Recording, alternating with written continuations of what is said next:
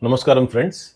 Welcome to our ongoing journey through the Vishnu Sahasranama, a journey that unfolds in depth, reflection and quiet discovery. As we move through the Sahasranama together, I invite you to once again reflect and share which Nama has stayed with you the most so far, which name lingers in your mind even after the video ends. Do let me know in the comments.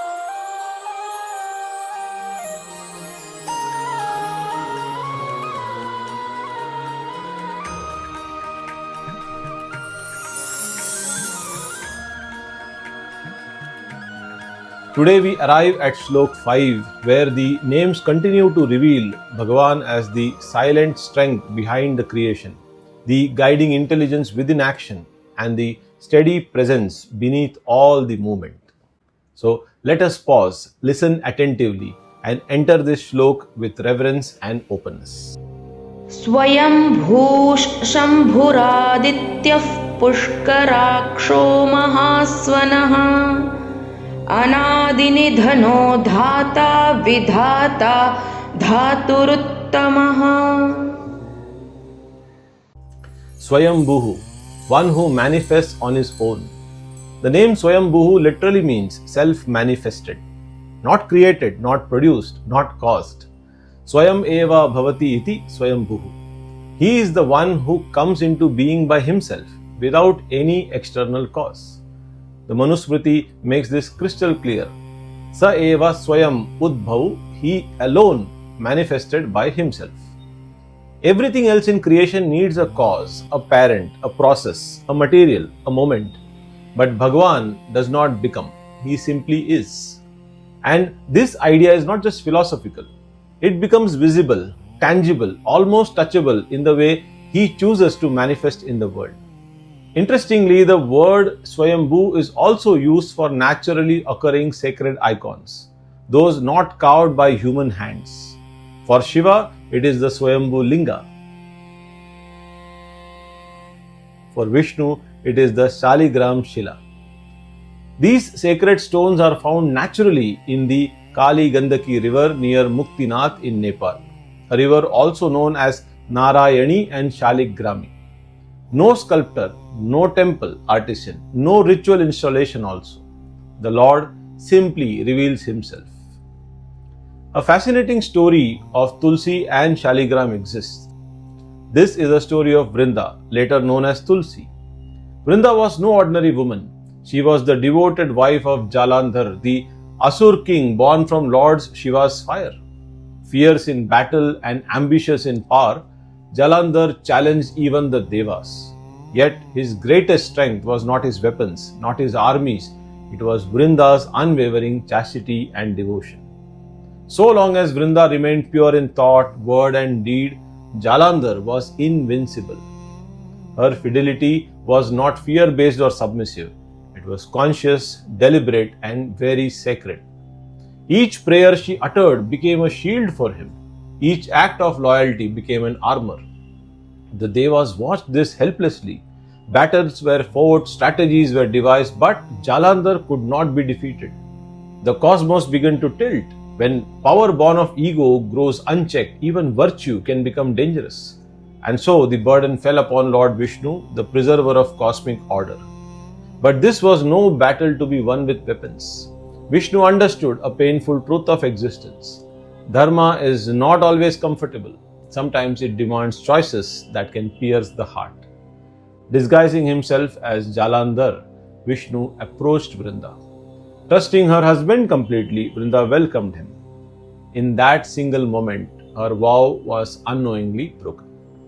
The instant her chastity faltered, the shield fell, and Jalandhar was slain in the battlefield. When Vrinda realized what had happened, her whole world collapsed.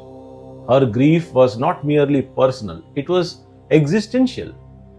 She had been pure, faithful and devoted, yet she was deceived by the very Lord meant to protect righteousness. In her anguish, she cursed Vishnu.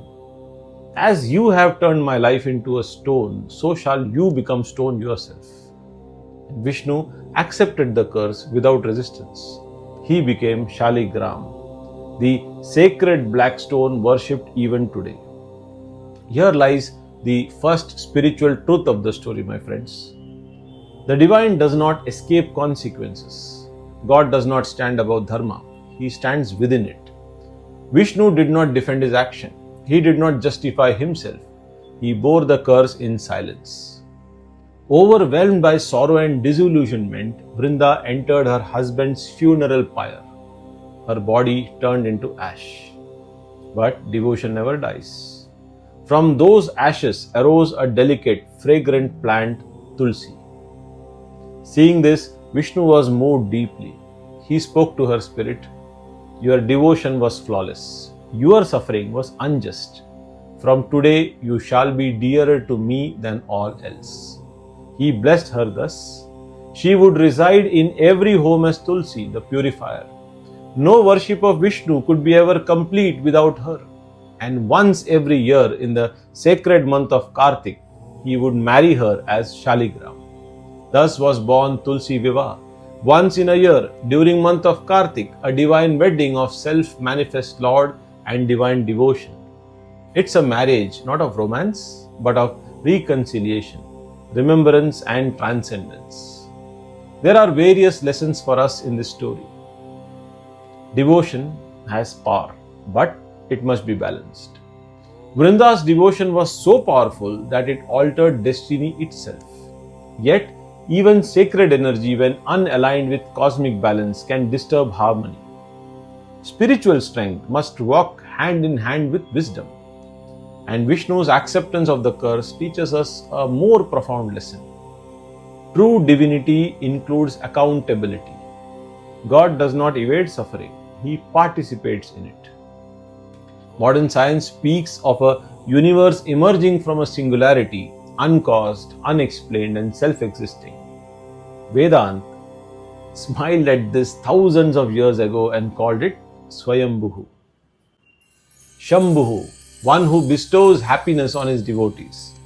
The word Sham means peace and joy, well-being, happiness, and Bhu means the one who brings forth, who causes to arise. So, Shambhuh means the one who creates happiness in the hearts of the devotees. Sri Adi Shankara explains it beautifully. Sam bhaktanam bhavayati iti Shambhuh. He is called Shambhuh because he generates joy within his devotees. Not by external rewards alone, but by his very presence. The joy that is his very nature. There is a famous verse that captures this sweetness perfectly. Adharam madhuram vadanam madhuram. Nayanam madhuram hasitam madhuram. Hridayam madhuram gamanam madhuram. Madhuradipatir akhilam madhuram. His lips are sweet. His face is sweet. His eyes are sweet. His smile is sweet. His heart is sweet. His walk is sweet. Everything about the Lord of sweetness is sweet. This is not poetic exaggeration. It is an attempt to describe a truth that devotees experience again and again. Happiness is not something he gives, it is something he is. When the mind touches him, joy arises, naturally, without effort. Interestingly, Shambhuh is also a well-known name of Lord Shiva. Here Shiva is praised as Shambhuh, the source of auspiciousness, bliss and well-being.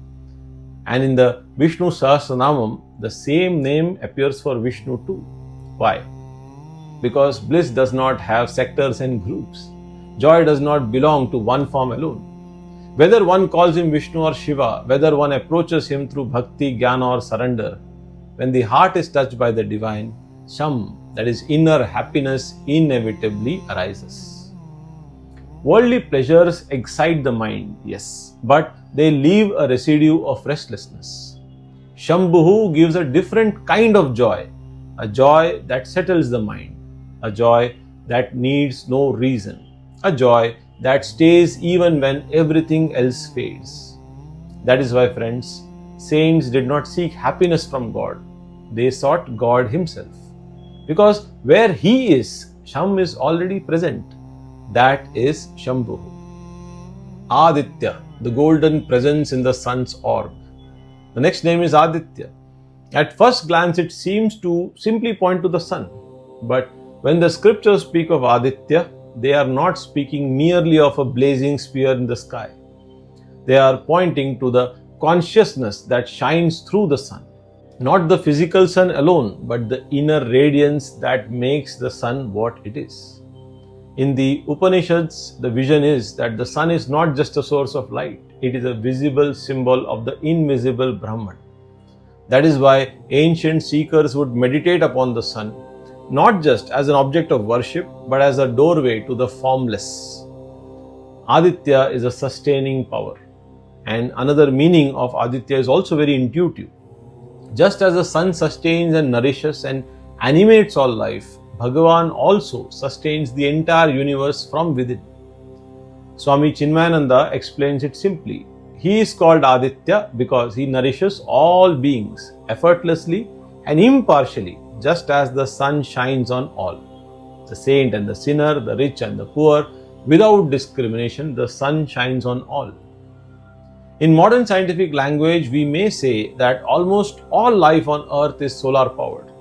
Every food chain, every ecosystem, every breath we take ultimately traces back to sun's energy. The rishis had an intuition of this long before equations existed, and they asked, if sun sustains life so silently, what must be the source behind sun itself?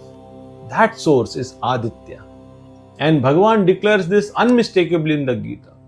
Adityanam aham Vishnu. Among the Adityas, I am Vishnu. It is a powerful statement. Among all the forms of radiance, among all sustaining forces, among all manifestations of cosmic order, He is the inner principle behind them all. Pushkarakah, the one with lotus-like eyes. The next name is Pushkarakah.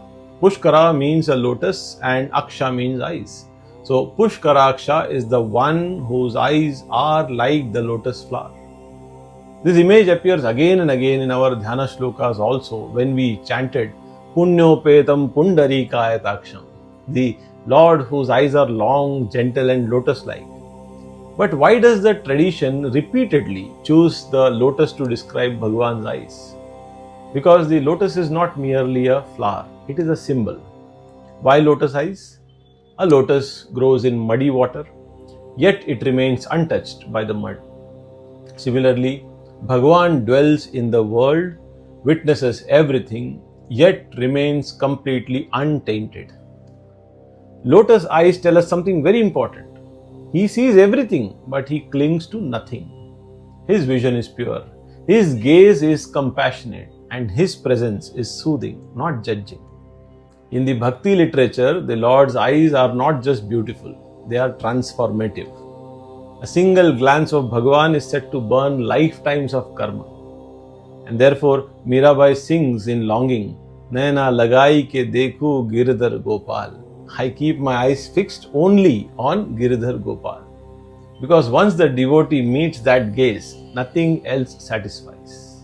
Mahasvanah, the one from whom comes the great sound. Mahan means great, vast, all-pervading. Swana means sound, resonance, vibration. So, Mahasvanah is the one from whom the great sound arises. But what is this great sound? Our tradition gives us two profound interpretations. First one, the Lord of the deep, reverberating voice. The first meaning is very simple yet very evocative. Mahan Urjitah Swanah Nada. He whose voice is deep, powerful and resonant. When Bhagavan speaks, it is not mere sound. It reverberates in the listener's heart. Think of Krishna in the Gita. His words did not merely instruct Arjuna. They realigned the cosmos within him. True sound does not shout, it awakens. The other meaning that the Vedas give is as the breath of Bhagavan. It takes us more deeper, straight into the Upanishads. The Brihadaranyaka Upanishad declares, the Rig, Yajur, Sama and Athar Vedas are the very breath of this great being. What a stunning idea!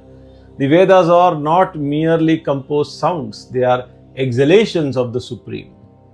Just as breath arises effortlessly from a living being, the Vedas also flow effortlessly from the Bhagavan. This is why they are called Shruti, not written, not invented, but heard. In Vedanta, sound is not secondary. Sound is creation itself. Before form, before light, before matter, there is nada. That is why the universe begins with Om. Mahasvanah is the cosmic vibration from which space, time, sun, stars and life emerge. Even the Gayatri mantra is addressed to the solar principle, ultimately invokes that Supreme Vishnu, who is the source of the sun's energy itself. The sun shines, but who makes the sun shine? Mahasvanah, the inner sound. The saints remind us that this great sound is not only out there, but it is also within. Anadinidhana, the one who has no beginning and no end. Adi means beginning, Nidhana means end. So, Anadinidhana is he who has neither a beginning nor an end. He is Anadi, unborn. He is Ananta, endless. Time begins with him, but he is not born in time. Beyond the prison of time he is. So everything we know is trapped between 2 points: birth and death, start and finish, creation and destruction. But Bhagavān is not one more entity inside this flow. He is the ground on which time itself is moving. Past, present and future arise in him, yet he remains untouched. That is why Vedanta repeatedly says he is Kalatita, he is beyond time. Sant Kabir also echoes this insight in a very simple way. Adi na ant, madhya nahi, soi satya samana. That which has no beginning, no middle and no end, that alone is the truth. And even at the end of the Mahabharata war, lying on the bed of arrows, Bhishma speaks not as a warrior, but as a seer who has seen through time. Introducing the Vishnu Sahasranama to Yudhishthira, he says, Anadinidhanam Vishnum Sarva Loka Maheshwaram. Vishnu is without beginning or end, the supreme lord of all worlds. Notice the context.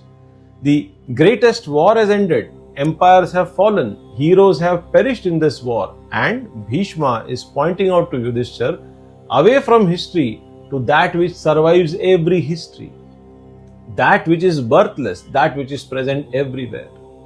We suffer because we cling to beginnings and endings. This should last forever, this should never end, why did this happen to me? Anadinidhana reminds us, what is born will end. What ends was never truly real. So only that which has no beginning, no ending can give true refuge. Sant Tulsidas puts it with devotion. Na janma marana rahita hari, soi satya soi gati. That Hari who is free from birth and death, he alone is the truth, he alone is the final refuge. Dhata, the one who created, sustains and stands by himself. This is a very rich word in Sanskrit, and the root dha opens up multiple layers of meaning. So, Dhata is not just a creator in the mechanical sense, it is a deeply philosophical idea. Dhata, the one who created the universe, that's one meaning. The root dha means to place, to lay down or to establish. So, Dhata is he who laid the universe into existence. Not like a potter shaping the clay, but like a lawgiver setting principles in motion. The stars don't collide at random. Seeds already know how to become trees. Atoms follow laws that they never invented. Creation here is order, not chaos. As the Rig Veda wonders, Kasya chichayam amritam kasya mrityuhu. Under whose shadow are immortality and death? The answer Vedanta gives is very simple. Dhata. The other meaning of Dhata is the one who sustains and supports. The same root dha also means to support, to nourish or to uphold. That is dharan and poshan. Creation without sustenance would collapse instantly. The universe is not a one-time act. It is a continuously held together phenomenon. Every heartbeat, every breath, every orbit, something is supporting it silently.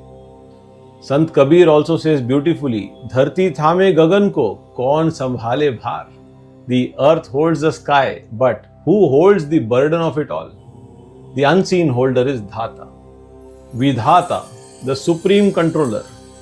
The Nama Vidhata comes from the root Vidha, that is to arrange, to regulate, to ordain. So Vidhata is not merely a creator, but the cosmic lawgiver, the one who sets the invisible framework within which creation functions. Planets move with precision, seasons arrive on time, actions unfailingly mature into results. Nothing here is accidental. Sri Adi Shankaracharya explains Vidhata as the one who lays down the laws of the universe and dispenses the fruits of action. We may act freely, but the law of consequences is inviolable. This is why karma is never random. Effort is ours, but fruition follows a higher order. Sant Tulsidas expresses this insight with devotion and devotional simplicity. He says, Karam pradhan biswak kari rakha, jo jas kari so tas phal chakha. The world is governed by karma. As one acts, so one tastes the results. But karma itself needs a judge, an intelligence, a dispenser. That unseen administrator is Vidhata. This Nama also humbles the ego. You may plan, you may strive, but the final say is not yours. Recognizing Vidhata brings surrender and not helplessness. It brings trust in the cosmic justice. Dhaturuttama, the ultimate support of everything. This is a profound Naam drawing together ontology, cosmology and devotion. The word breaks into Dhatu plus Uttamaha. Dhaturuttama is superior even to Brahma. In one interpretation, Dhatra refers to Brahma, the secondary creator. So, Dhaturuttama means one who is superior even to the creator God. Brahma creates forms. Vishnu is the substratum on which even Brahma depends. This naturally follows the previous namas. Dhata, the supporter. Vidhata, the regulator. Dhaturuttama, the one beyond all delegated powers. He is not one administrator among many. He is the source of all administrators. The other meaning of Dhaturuttama is the best of all fundamental constituents. The word Dhatu also means basic element, fundamental constituent, like earth, water, fire, air, space, mind, intellect, ego, energy, time, causation. All are Dhatus only. But Bhagavān is Dhaturuttama, the most fundamental of the fundamental. Everything resolves into him, but he resolves into nothing else. The Upanishads describe this reality as Yato va imani bhutani jayante, that from which all beings arise, by which they live and into which they dissolve. And Kabir in his stark directness says, Pani mein meen hai pyasi, mujhko sun sun aave hasi. The fish is thirsty while living in water, and it is a laughable thing because the fish doesn't understand and recognize what it is surrounded by. Likewise, we also search for the support inside the very support that is holding us.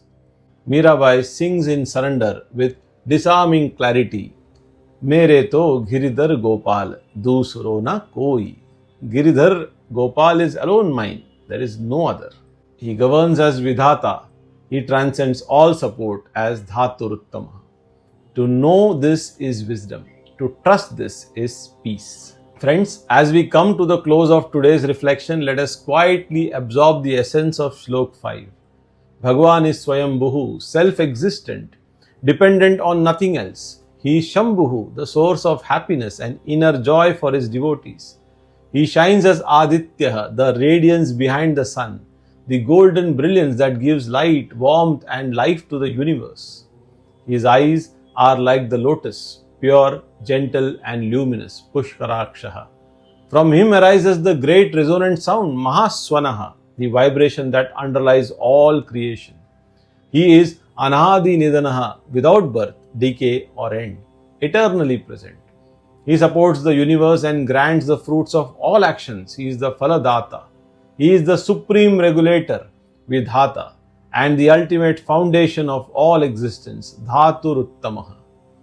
These names remind us that behind light and life, behind action and consequence, there stands a steady, self-luminous presence sustaining all. As always, I invite you to reflect and share which Nama from today's Shloka resonated most deeply with you? Do let me know in the comments. To continue this journey through the Vishnu Sahasranama Shlok by Shlok, you will find the complete playlist on my website AskSatishLifeGuide.com. The link is in the description box below. Hari Om Tat Sat. Om Namo Bhagavate Vasudevaya. Om Namo Narayanaya.